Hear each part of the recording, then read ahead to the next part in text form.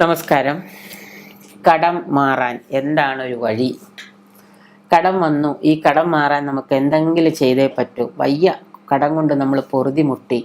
എത്രയൊക്കെ പണിയെടുത്താലും കടം തീരുന്നില്ല. കടം ദിവസവും ദിവസവും കൂടി വരികയാണ്. ആളുകൾക്കിത് കേൾക്കുമ്പോൾ തന്നെ പേടിയാണ്. നിങ്ങൾ ആദ്യം തന്നെ, ഞാൻ പലതവണ പറഞ്ഞിട്ടുണ്ട്, കടം എന്ന് നമ്മൾ പറയാണ്ടിരിക്കുക. കടം എന്ന് പറയുന്നതിന് വേറെ വല്ല നല്ല വാക്കുകളും കണ്ടുപിടിക്കുക.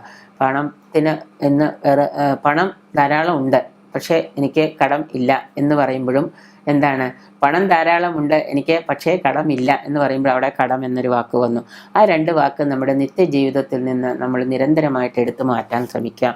ഒപ്പം തന്നെ വല്ലാത്തൊരു മാനസിക സംഘട്ടനത്തിലാണ് നമ്മുടെ തലമുറയും നമ്മുടെ ആളുകളും ഇന്ന് കടന്നു പോകുന്നത്. 98% ആളുകളും ഇന്ന് ലോണുകളായിട്ടും കടബാധ്യതകളായിട്ടും ഒക്കെ കഴിഞ്ഞുകൂടുകയാണ്.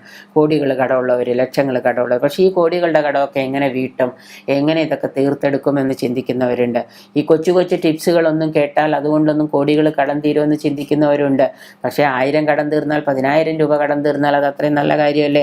10,000 ആയാലും 100 രൂപയായാലും കടം തന്നെയാണ്. 100 രൂപ ഒരാൾക്ക് കൊടുക്കാനുണ്ടെങ്കിലും, 1 ലക്ഷം കൊടുക്കാനുണ്ടെങ്കിലും, 10 ലക്ഷം കൊടുക്കാനുണ്ടെങ്കിലും, 10 കോടി കൊടുക്കാനുണ്ടെങ്കിലും കടം എന്ന് പറയുന്നത് കടം തന്നെയാണ്. അപ്പം അതുകൊണ്ട് നമ്മൾ ഇതിനുള്ള കാരണങ്ങളെ, ഈ സംഘട്ടനങ്ങളിൽ നിന്ന് നമ്മുടെ മനസ്സിനെയും ശരീരത്തെയും നമ്മളെ തന്നെ മുക്തരാവാനായിട്ട് കൊച്ചു കാര്യങ്ങളൊക്കെ നമുക്കൊന്ന് ചെയ്തു നോക്കാം.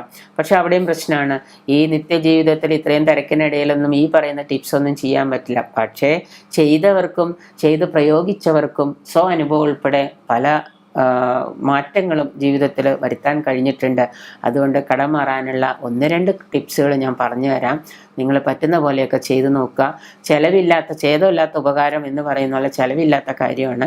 അപ്പോൾ അത് ചെയ്തു നോക്കുക. ലക്ഷങ്ങൾ മുടക്കി നമ്മൾ ചെയ്യുമ്പോൾ ചിലപ്പോൾ ഇതൊന്നും നമ്മുടെ ജീവിതത്തിലേക്ക് ചിലപ്പോൾ പ്രായോഗികമാവാൻ ബുദ്ധിമുട്ടുണ്ടാവാം. അതുകൊണ്ട് കുഞ്ഞു ടിപ്സ് ആണെങ്കിലും ഞാൻ പറഞ്ഞു തരാം. നിങ്ങൾ ചെയ്യേണ്ടത്, നമ്മുടെ വീട്ടിൽ ചപ്പാത്തിക്ക് കുഴയ്ക്കുന്ന ഗോതമ്പ് പൊടി എടുത്തിട്ട് കുഴച്ച് ഉണ്ടയാക്കി എടുത്തിട്ട് നിങ്ങളുടെ വീടിനടുത്ത് വല്ല കുളമോ പുഴയോ അല്ലെങ്കിൽ ചെറിയ അരുവിയോ തോടോ, ഇപ്പോൾ മഴക്കാലമൊക്കെ ആകുമ്പോൾ ഇഷ്ടം പോലെ ഉണ്ടെങ്കിൽ അവിടെ കൊച്ചു മത്സ്യങ്ങളൊക്കെ ഇങ്ങനെ അവിടെ നീന്തി കളിക്കുന്നുണ്ടാവും. അപ്പം നിങ്ങളൊരു ദിവസം രാവിലെ, എല്ലാ ദിവസവും രാവിലെ ജോലിക്ക് പോകുന്ന സമയത്തോ വീട്ടിലിരിക്കുന്ന വീട്ടമ്മമാരോ ആരും ആയിക്കോട്ടെ, പതുക്കെ രാവിലെ കുറച്ച് ഗോതമ്പൊടിയൊക്കെ കുഴച്ച് കയ്യിലെടുത്ത് വെച്ചുകൊണ്ട് നിങ്ങൾ പതുക്കെ ആ കുളത്തിലേക്കോ പുഴയിലേക്കോ അരുവിയിലേക്കോ പോകും. അതിലേക്ക് ചാടാനല്ല, അതിൽ ചെന്ന് ഈ ഗോതമ്പൊടി അവിടെ വെച്ച് പതുക്കെ അവിടെ ഇരുന്ന്, തൊട്ടടുത്ത ക്ഷേത്രങ്ങളൊക്കെ ഉണ്ടെങ്കിൽ ആ ക്ഷേത്രത്തിലൊക്കെ ഒന്ന് തൊഴുതിട്ട് പതുക്കെ അവിടെ ഇരുന്നിട്ട് ഈ ഒരു ചെറുപയറ് മണി വലിപ്പത്തിൽ ഈ ഗോതമ്പ് പൊടി ഓരോരോ കുഞ്ഞു ഉണ്ടകളായിട്ട്, ചെറുപയറിൻ്റെ വലിപ്പത്തിൽ കൊച്ചു ഉണ്ടകളായിട്ട് എടുത്തിട്ട് ഓം ശ്രീം നമ, ശ്രീ എന്നല്ല,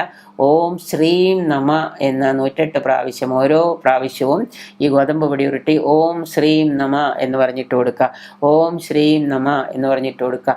ഓം ശ്രീം നമ എന്ന് പറഞ്ഞിട്ട് കൊടുക്കുക. അങ്ങനെ 108 മണികളായിട്ട് ചെറുപയർ മണി വലിപ്പത്തിൽ ഗോതമ്പ് പൊടി ഇട്ട് മത്സ്യത്തിന് ഭക്ഷണമായിട്ട് കൊടുക്കുക, മത്സ്യത്തിന് തീറ്റ കൊടുക്കുക.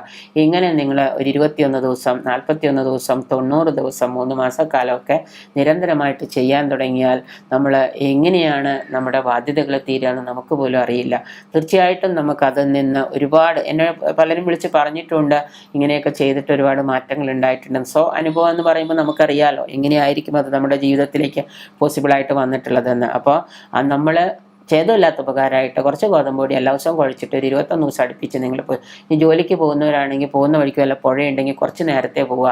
എന്നിട്ട് ഇത് കുഴച്ച് കടമൊന്ന് തലയിൽ കയറുന്നതിലും സുഖമല്ലേ, മത്സ്യത്തിന് മീനൂട്ടായിട്ട് കൊടുക്കുക. ഇങ്ങനെ നിങ്ങൾ എല്ലാ ദിവസവും ചെയ്യാൻ ശ്രമിക്കുക. 21 ദിവസം ചെയ്യാം, 41 ദിവസം ചെയ്യാം, 90 ദിവസം ചെയ്യാം. ചെയ്തു കഴിഞ്ഞാൽ നമ്മുടെ കടബാധ്യതകൾ കുറേശ്ശെയായിട്ട് മാറും. കടം എന്ന വാക്കുകളും നമ്മുടെ ജീവിതത്തിൽ നിന്ന് എടുത്തു മാറ്റുക. പിന്നെ രണ്ടാമതായിട്ട് പറയുന്ന ഒരു ചെറിയ ടിപ്സ് എന്ന് പറഞ്ഞു കഴിഞ്ഞാൽ, നിങ്ങൾ ചെയ്തിട്ടുള്ളവർക്ക് കണ്ടിന്യൂ ചെയ്യാം. നമ്മുടെ വീട്ടിലെ എത്ര അംഗങ്ങളുണ്ടെങ്കിലും ഓരോ അംഗങ്ങളും രാവിലെ കുളി കഴിഞ്ഞ് വരുന്ന സമയത്ത്, കുളി കഴിഞ്ഞ് വരുന്നവരെല്ലാവരും ഒരേ നുള്ളി പഞ്ചസാര എടുത്തിട്ട് വീട്ടിന് പുറത്ത് കൊണ്ടുവന്ന് ഉറുമ്പുകൾക്കും കീടങ്ങൾക്കും പ്രാണികൾക്കും ഭക്ഷണമായിട്ട് കൊടുക്കുക. ഓരോ നുള്ളും കുളി കഴിഞ്ഞ് വരുന്ന കുടുംബാംഗങ്ങൾ, കൊച്ചുകുട്ടി ഉണ്ടെങ്കിൽ കൊച്ചുകുട്ടിയെ കൊണ്ട് പോലും ഒരു നുള്ളു പഞ്ചസാര എടുത്തിട്ട് വീട്ടിൻ്റെ മുറ്റത്ത് കൊണ്ടുവന്നിട്ട് കൊടുക്കുക. വീടിനകത്തല്ല, വീടിൻ്റെ മുറ്റത്ത് കൊണ്ടുവന്നിട്ട് കൊടുക്കുക. ഉറുമ്പുകൾക്കും കീടങ്ങൾക്കും പ്രാണികൾക്കും ഭക്ഷണമായിട്ട് കൊടുക്കുന്നത് കൊണ്ട് നിങ്ങൾക്ക് എന്താണ് എന്താണ്, അവിടെ നിങ്ങളുടെ ബാധ്യതകൾ കുറഞ്ഞില്ലാതെയായി വരും. എല്ലാ ദിവസവും ഇതുപോലെ തന്നെ എല്ലാവർക്കും ചെയ്യാം. വീട്ടിലൊരു കൊച്ചുകുട്ടി ഉണ്ടെങ്കിൽ പോലും കുഞ്ഞിനെ കൊണ്ട് പോലും നമ്മൾ കൈകൊണ്ട് എടുപ്പിച്ചിട്ട് പുറത്തു കൊണ്ടുവന്ന് ഇട്ട് കൊടുക്കാം. നമുക്ക് കുളി കഴിഞ്ഞ് ശുദ്ധമായതിന് ശേഷം വേണം ഇത് ചെയ്യാൻ. അതിൻ്റെ അർത്ഥം എന്ന് പറഞ്ഞാൽ പ്രാണികൾക്കും ഉറുമ്പുകൾക്കും കീടങ്ങൾക്കും നമ്മൾ ഭക്ഷണം കൊടുക്കുന്നു എന്നുള്ളതാണ്. അത് കൊടുക്കുമ്പോൾ സ്വാഭാവികമായിട്ട് ഇവിടെ നമ്മുടെ ബാധ്യതകൾ, ലയബിലിറ്റീസ് കുറഞ്ഞ് ഇല്ലാതായി വരും. അത് നിങ്ങൾക്ക് 3 മാസം ചെയ്യാം, 6 മാസം ചെയ്യാം, 21 ദിവസം ചെയ്യാം. അയ്യോ, കാശ് കൊടുത്ത് പഞ്ചസാര അടിച്ച് ഉറുമ്പിന് തീറ്റ കൊടുക്കണോ? അങ്ങനെയല്ല ചിന്തിക്കേണ്ടത്. ഇത് ചെയ്തു കഴിഞ്ഞാൽ തീർച്ചയായിട്ടും നമുക്ക് എന്താണ്, നമ്മളുടെ ബാധ്യതകളെ നമുക്ക് കുറേയേറെ ഇല്ലാണ്ടാക്കാൻ സാധിക്കും. 1 കോടി രൂപ കടം തീരാൻ ചിലപ്പോൾ ഒരു 6 മാസം ചെയ്യേണ്ടി വരാം. എങ്ങനെ തീരുന്നു എന്നുള്ളതല്ല അവിടെ പ്രശ്നം, എങ്ങനെ പണം വരുന്നു എന്നുള്ളതല്ല. അത് യൂണിവേഴ്സലിന് വിട്ടുകൊടുക്കുക, അല്ലെങ്കിൽ ഈശ്വരന് വിട്ടുകൊടുക്കുക. നമ്മൾ ചെയ്യേണ്ട കാര്യങ്ങൾ, കൊച്ചു ടിപ്സുകൾ കൊണ്ട് ചിലപ്പോൾ ലൈഫിൽ നമുക്ക് നല്ല ഉയർച്ചകൾ ഉണ്ടാവാം. ചെയ്ത് കഴിഞ്ഞിട്ട് ഗുണങ്ങൾ കിട്ടുന്നവരെ വിളിച്ചറിയിക്കുക, നേരിട്ട് വന്ന് എന്നോട് പറയുക. സന്തോഷങ്ങൾ പങ്കിടുമ്പോൾ നമുക്ക് എല്ലാവർക്കും ഒരുമിച്ച് സന്തോഷങ്ങൾ പങ്കിടാം.